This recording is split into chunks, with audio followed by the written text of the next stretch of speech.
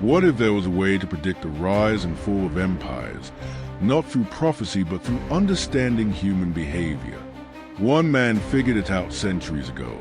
His name was Ibn Khaldun. Born in 14th century North Africa, this polymath laid the foundation for modern sociology, historiography, and economics with his groundbreaking work, Al-Muqaddimah. Today, we'll explore how his revolutionary concept of Asabiyyah, social cohesion, explains the cyclical nature of civilizations and why his ideas remain astonishingly relevant. Ibn Khaldun was born on May 27, 1332, in Tunis, a bustling city at the crossroads of Mediterranean trade and culture. He came from a distinguished family of scholars and statesmen with roots in Andalusia, the Islamic heartland of Spain and Arabia. His ancestors had fled Seville during the Christian Reconquista, settling in North Africa where they maintained their intellectual and political prominence. From an early age, Ibn Khaldun was immersed in learning. Under the guidance of renowned teachers, he mastered subjects ranging from Islamic jurisprudence and theology to philosophy, mathematics, and history. This multidisciplinary education equipped him with the tools to think critically and approach problems from multiple angles, a hallmark of his later scholarship. Growing up in Tunis exposed Ibn Khaldun to the complexities of medieval politics. The region was a patchwork of competing dynasties, tribal factions, and foreign powers vying for control. Observing these dynamics firsthand planted the seeds for his later theories about power, governance, and societal change. Tragically, his formative years were also marked by personal loss. In 1348, the Black Death swept through North Africa, claiming the lives of his parents and many of his teachers.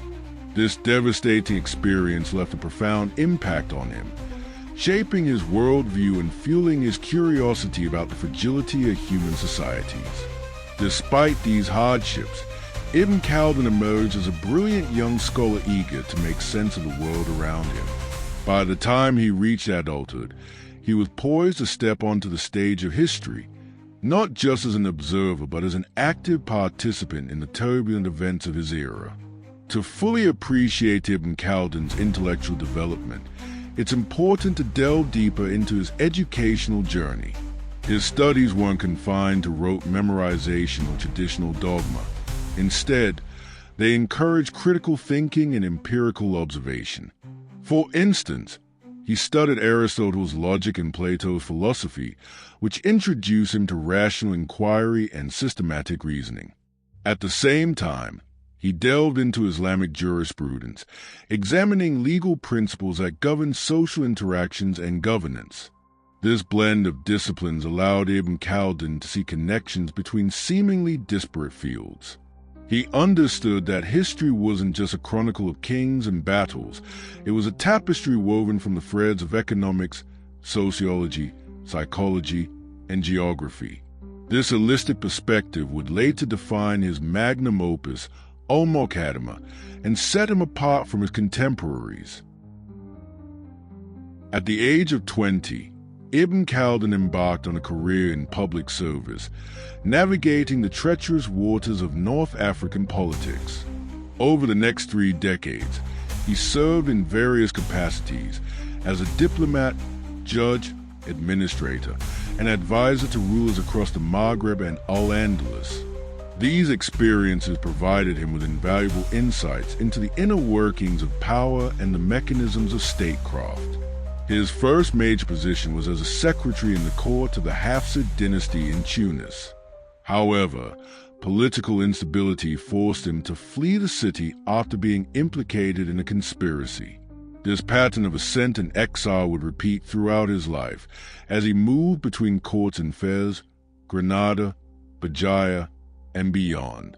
Each new ruler promised stability, yet each regime eventually crumbled under internal strife or external threats. One of the most dramatic episodes occurred in 1364 when Ibn Khaldun sought refuge in Granada, then ruled by the Nasrid dynasty. There, he quickly rose to prominence as a trusted counselor to Sultan Muhammad V. But jealousy among courtiers led to his downfall, and he was forced to leave once again. Such betrayals reinforced his belief that loyalty and trust were precarious commodities in the corridors of power. Despite these setbacks, or perhaps because of them, Ibn Khaldun developed a keen eye for the patterns underlying political success and failure. He observed how dynasties often began with strong bonds of solidarity, Asabiyyah, among their founders, but gradually weakened as they adopted the trappings of urban life. Luxury, bureaucracy, and individualism replaced communal bonds, sowing the seeds of decline. Eventually, a new wave of nomads rose to overthrow the old order, restarting the cycle anew. For example, during his tenure in Fez, Ibn Khaldun witnessed the collapse of the Marinid dynasty, which had once been a formidable power in North Africa. Initially unified by shared ancestry and purpose, the Marinids grew complacent over time, losing touch with their grassroots support base. As rival factions vied for control, the dynasty fractured, paving the way for its eventual demise. These observations weren't merely academic. They were deeply personal. Ibn Khaldun himself experienced the capricious nature of power, moving from positions of influence to periods of exile and imprisonment. Yet, rather than succumbing to despair, he channeled his frustrations into intellectual pursuits, using his experiences as raw material for his theories. It's worth noting that Ibn Khaldun's political career wasn't just about survival, it was about adaptation. He learned to navigate diverse cultural and political landscapes, earning respect even from those who oppose him. His ability to mediate conflicts, draft treaties, and offer strategic advice made him indispensable to many rulers, even if only temporarily. This adaptability mirrored his theoretical framework, which emphasized flexibility and resilience as key traits for enduring success. At the heart of Ibn Khaldun's thought lies his concept of Asabiyyah, or social cohesion, the glue that binds groups together and enables them to achieve collective goals. According to Ibn Khaldun, Asabiyyah is a driving force behind the rise of civilizations. Nomadic tribes, united by shared ancestry, values, and mutual dependence, possess a natural strength that allows them to conquer settled societies weakened by decadence and disunity. Once in power, however, these victorious groups face a dilemma. The very factors that brought them success, simplicity, solidarity, and martial spirit, begin to erode as they adopt the trappings of urban life. Luxury, bureaucracy, and individualism replace communal bonds, sowing the seeds of decline. Eventually, a new wave of nomads rises to overthrow the old order, restarting the cycle anew. This cyclical theory of history challenged prevailing notions of static hierarchies and divine favor. Instead of attributing the rise and fall of empires to fate or supernatural forces, Ibn Khaldun offered a rational explanation rooted in human behavior and social dynamics. His model applies not only to pre-modern societies but also to modern contexts, offering insight into everything from corporate leadership to national identity. For example, consider how startup companies often disrupt established industries through innovation and teamwork or asabiyyah. Yet as these firms grow larger and more bureaucratic, they risk losing the qualities that made them successful in the first place. Similarly, nations experiencing periods of unity and purpose can falter when internal divisions weaken their collective resolve. Ibn Khaldun's emphasis on group solidarity resonates deeply in today's interconnected world. Whether analyzing grassroots movements, ethnic identities, or even sports teams, his insight reminds us that cooperation and shared purpose are essential for achieving lasting success. Let's delve further into the nuances of Asabiyyah. Ibn Khaldun identified several factors that contribute to its formation and dissolution. For instance, kinship ties play a crucial role in fostering initial cohesion. Families and clans naturally prioritize their members' welfare, creating a foundation of trust and mutual obligation. Over time, however, As groups expand and diversify, these bonds weaken unless reinforced by other mechanisms, such as shared values or charismatic leadership. Moreover, Ibn Khaldun recognized that Asabiyyah isn't inherently positive. It can manifest in both constructive and destructive ways. On one hand, it drives communities to collaborate, innovate, and defend themselves against external threats. On the other hand, excessive Asabiyyah can lead to insularity, xenophobia, and conflict with outsiders. Striking the right balance requires wisdom and foresight, qualities that Ibn Khaldun believed were essential for effective governance. To illustrate this duality, consider the Berber tribes of North Africa. Their fierce loyalty to clan and tribe enabled them to resist foreign domination for centuries. However, this same loyalty sometimes prevented them from forming broader alliances, leaving them vulnerable to exploitation by more centralized powers. Ibn Khaldun's nuanced understanding of Asabiyyah helps explain why some groups succeed while others falter, and why no society can afford to take cohesion for granted. To truly appreciate the brilliance of Ibn Khaldun's theory, let's examine its relevance to contemporary issues.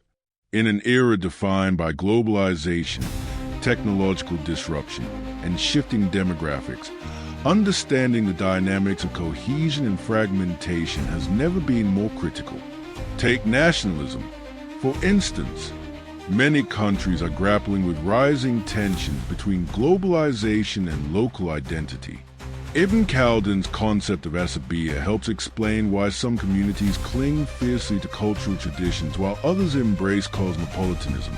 It all depends on the strength of their shared bonds. When those bonds weaken, individuals may turn to narrower forms of affiliation, such as ethnicity or religion, seeking a sense of belonging. Corporate leadership offers another compelling analogy. Companies thrive when employees feel connected to a common mission, much like nomadic tribes united by Asabiyyah. However, as organizations expand and formalize processes, they risk alienating workers and stifling creativity. Leaders who recognize this danger can take steps to preserve team spirit, ensuring long-term sustainability. Even geopolitics reflects Ibn Khaldun's insights. Consider how insurgent groups often exploit grievances within marginalized populations to build support networks, Asabiyyah, challenging entrenched regimes ill-equipped to respond effectively. Conversely, stable governments rely on fostering unity among diverse constituencies to maintain legitimacy and resilience. By applying Ibn Khaldun's framework to modern challenges, we gain a deeper appreciation for the timeless rhythms of human society. His work reminds us that no empire, institution, or movement is immune to the forces of entropy, but neither is collapse inevitable. With foresight and effort, societies can renew their Asabiyyah and chart a path toward renewal. For instance, consider the European Union's ongoing struggle to balance national sovereignty with supranational integration. Member states must navigate competing loyalties to their own citizens versus the broader EU project. Success hinges on cultivating a sense of shared identity, Asabiyyah, that transcends borders without erasing cultural differences. Similarly, movements advocating for climate action or racial justice rely on building coalitions that unite disparate groups under common cause. In essence, Ibn Khaldun's theory provides a lens through which we can analyze the ebb and flow of human affairs. It challenges us to look beyond superficial explanations and focus on the deeper forces shaping our world, forces that have remained remarkably consistent across centuries. But Ibn Khaldun's genius didn't stop at sociology. Beyond explaining the mechanics of society, he left an indelible mark on historiography, economics, and philosophy. His resilience in navigating personal challenges only adds depth to his extraordinary legacy. As we delve deeper into his intellectual contributions, we'll uncover how his revolutionary ideas continue to shape our understanding of the past, present, and future. Ibn Khaldun's magnum opus, Al-Muqaddimah, the Introduction, is widely regarded as one of the most original works in the history of thought. Written in 1377 during a period of self-imposed exile in the fortress of Ibn Khaldun near Iran, Algeria, this groundbreaking text serves as a preface to his larger historical chronicle, Kitab al-Ibah. However, Al-Muqaddimah stands on its own as a masterpiece of sociological analysis, historiography, and philosophical inquiry. At its core, Al-Muqaddimah seeks to explain the underlying principles that govern human societies. Ibn Khaldun rejected the traditional approach to history, which often relied on hearsay, legends, and divine intervention to explain events. Instead, he advocated for an empirical methodology rooted in observation, critical reasoning, and systematic analysis. He argued that understanding history required examining the social, economic, and environmental factors that shaped civilizations, a radical departure from the norm at the time. One of the most innovative aspects of Al-Muqaddimah is its interdisciplinary scope. Ibn Khaldun seamlessly integrates insights from fields as diverse as sociology, economics, anthropology, and geography. For example, he explored how climate and terrain influence human settlement patterns, arguing that harsh environments fostered resilience and cooperation among nomadic groups. Similarly, he analyzed the relationship between labor and wealth, anticipating modern economic theories about productivity and value. His concept of taxation offers another striking example of his foresight. Ibn Khaldun observed that excessive taxation stifled economic growth by discouraging innovation and entrepreneurship.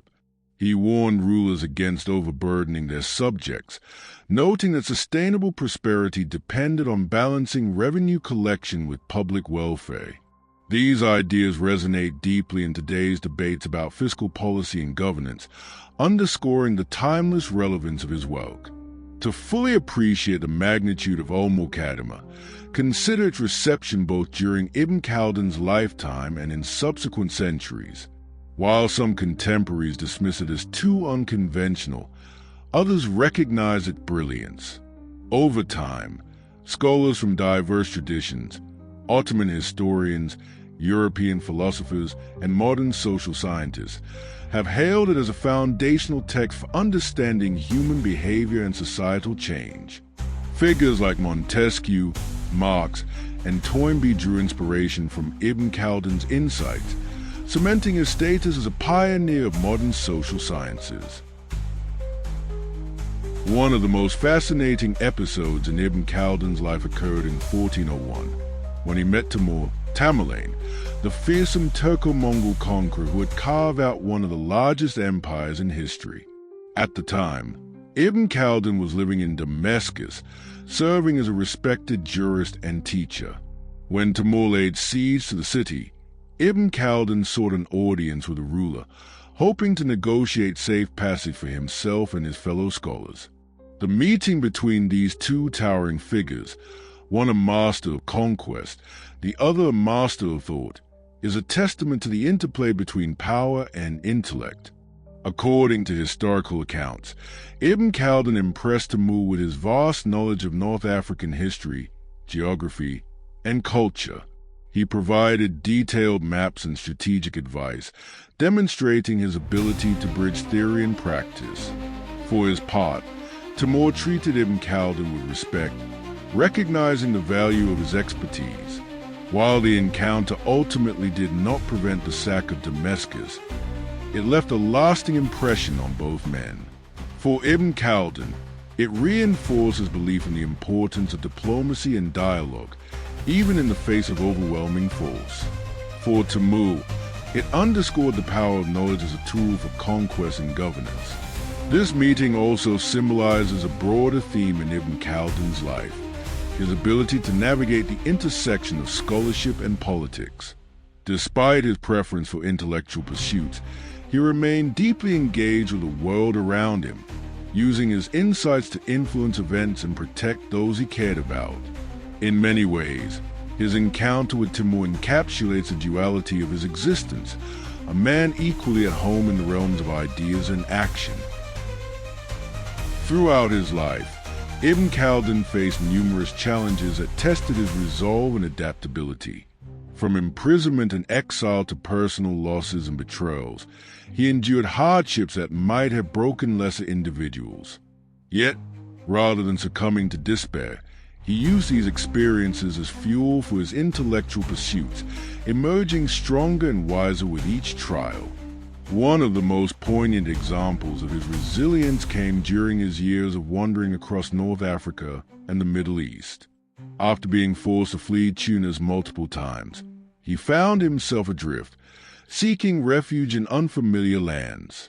Each move brought new uncertainties, political instability, cultural differences, and financial struggles, but also opportunities to broaden his horizons. For instance, his time in Fez exposed him to the rich intellectual tradition of Morocco, while his stay in Cairo introduced him to the vibrant scholarly community of Al-Azhar University. Even in moments of apparent failure, Ibn Khaldun displayed remarkable perseverance. Consider his repeated attempt to secure stable employment within various courts. Time and again, he rose to prominence only to fall victim to court intrigue or shifting alliances. Yet, rather than retreating into obscurity, he adapted, leveraging his skills as a diplomat, historian, and thinker to rebuild his reputation. This adaptability mirrored his theoretical framework, which emphasized flexibility and resilience as key traits for enduring success. Perhaps the most profound testament to his resilience lies in his decision to write **Al-Muqaddimah** during a period of isolation. Living in the remote fortress of Ibn Salama, far removed from the centers of power and learning, he poured his energy into crafting a work that would transcend his circumstances. By focusing on universal truths rather than personal grievances, he transformed adversity into achievement, leaving behind a legacy that continues to inspire. In the final years of his life, Ibn Khaldun settled in Cairo, Egypt, where he served as a respected jurist and teacher. By this point, he had largely withdrawn from political life, choosing instead to focus on scholarship and mentoring younger generations. Despite his advanced age, he remained intellectually active, revising Al-Muqaddimah and engaging in lively debates with colleagues and students. His dedication to learning extended beyond his own work. As a professor at Al-Azhar University, one of the oldest and most prestigious institutions of higher education in the Islamic world, he played a vital role in shaping the next generation of scholars. He encouraged critical thinking, emphasizing the importance of questioning assumptions and seeking evidence-based answers. His pedagogical approach reflected his belief that knowledge should be a tool for empowerment and progress. On March 17, 1406, Ibn Khaldun passed away quietly in Cairo, leaving behind a body of work that would inspire generations. Though he lived through turmoil and uncertainty, he never lost sight of his mission: to understand the rhythms of human society and share his insights with the world. His unwavering passion for knowledge serves as a reminder that true greatness lies not in material wealth or fleeting fame, but in the pursuit of wisdom and truth. Ibn Khaldun's influence extends far beyond his immediate context, touching nearly every field of human inquiry. His contributions to sociology, historiography, and economics laid the groundwork for modern disciplines, earning him recognition as a pioneer of scientific thought. Figures as diverse as Ottoman historian Mustafa Namer, Enlightenment philosopher Montesquieu, and economist Karl Marx have cited him as a source of inspiration, highlighting the universality of his ideas. In sociology, Ibn Khaldun's concept of Asabiyyah remains a cornerstone of group dynamics theory. Scholars studying nationalism, ethnic identity, and social cohesion continue to draw on his insights, applying them to contemporary issues like migration, globalization, and conflict resolution. His emphasis on the cyclical nature of civilizations has also informed debates about sustainability, governance, and long-term planning. Historiography owes much to Ibn Khaldun's insistence on empirical rigor and critical analysis. Before him, history was often treated as a narrative art, prioritizing storytelling over accuracy. By advocating for a methodical approach based on evidence and logic, he elevated history to the realm of science, paving the way for later developments in archival research and data-driven analysis. Economics, too, benefit from his forward-thinking ideas. His observations about taxation, labor, and urbanization anticipate modern theories about fiscal policy, productivity, and development. Policymakers grappling with issues like inequality, resource allocation, and economic growth can find valuable lessons in his writings, which emphasize balance, fairness, and sustainability. Beyond academia, Ibn Khaldun's legacy resonates in popular culture and public discourse. His name appears in discussions about leadership, resilience, and innovation, serving as a symbol of intellectual courage and adaptability. Whether analyzing corporate strategies, geopolitical trends, or grassroots movements, his insights offer a timeless framework for understanding human behavior and societal change. Ibn Khaldun reminds us that true wisdom lies not just in observing the world, but in understanding its rhythms, the patterns of rise and fall, unity and division. His life teaches us that even in chaos, clarity can emerge, and that our struggles may one day shape the future. As we reflect on his extraordinary journey, let us embrace the lessons he imparted, the value of critical thinking, the importance of resilience, and the transformative power of knowledge. Like Ibn Khaldun, we too can navigate uncertainty with grace and purpose, leaving behind a legacy that transcends our time. In the words of Ibn Khaldun himself, the past is prologue to the present. May his story inspire us to read the pages of history with insight and imagination, knowing that the tools he gave us can help us write a better tomorrow. Subscribe, and welcome to the Empire.